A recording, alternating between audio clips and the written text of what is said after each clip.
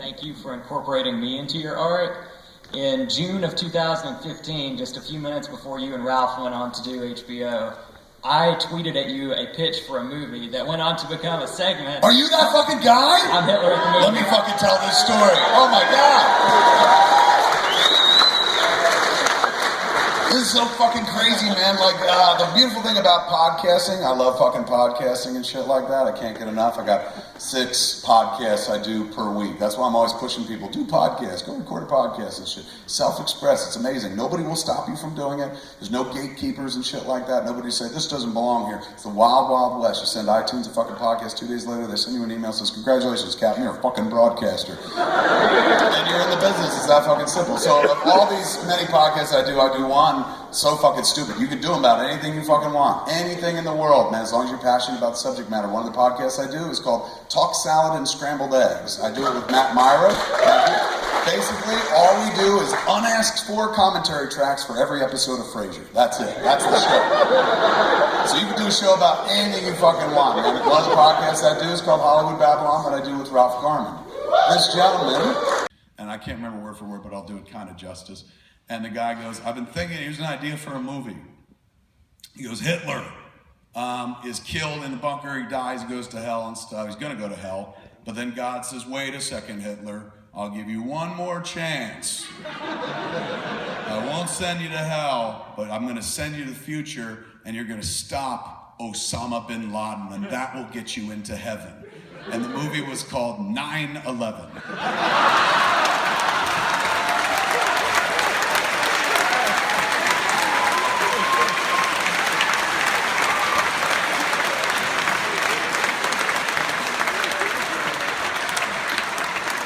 Now, that reaction is the exact reaction, bigger because a bigger crowd, than we got at Hollywood Babylon. And people fucking ate it up like a spoon and shit.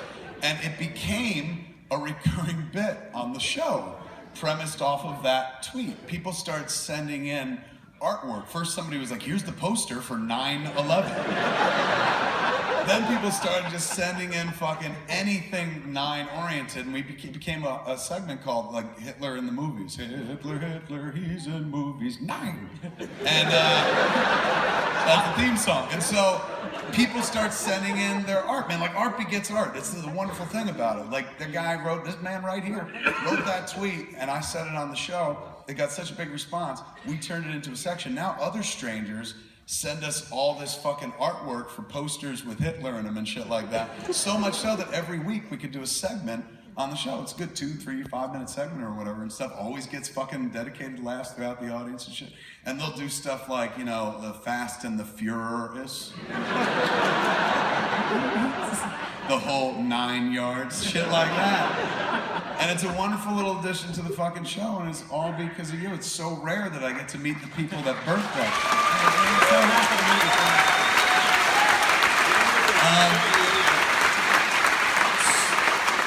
Soak up the credit, man. Tell them who you are. What's your name? My name is Joseph William Lewis. Can I give him my Twitter handle? Yeah. Okay.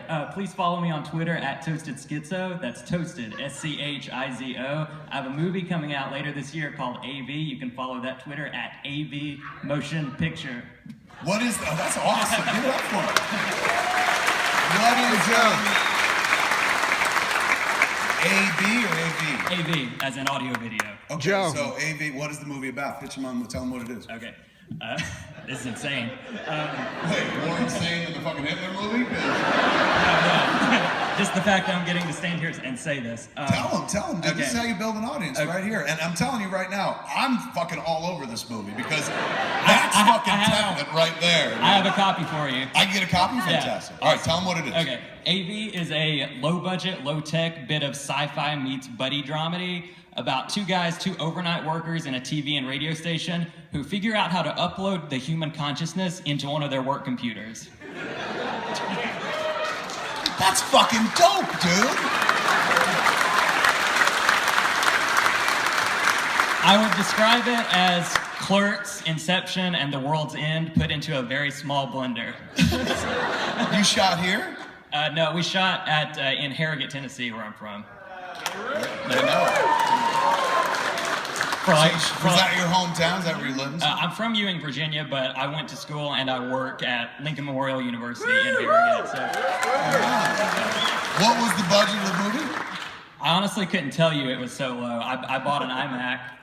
And I used the camera. That's the budget of the movie? That's the budget. I used cameras and equipment from work. I cast friends who worked for free. It's fucking fantastic. How long is it? 90 minutes? An hour? Hour and 54 minutes. Fucking nearly 2 hours you got out of that? It's genius. Now what are you doing with it? Dude, I don't know.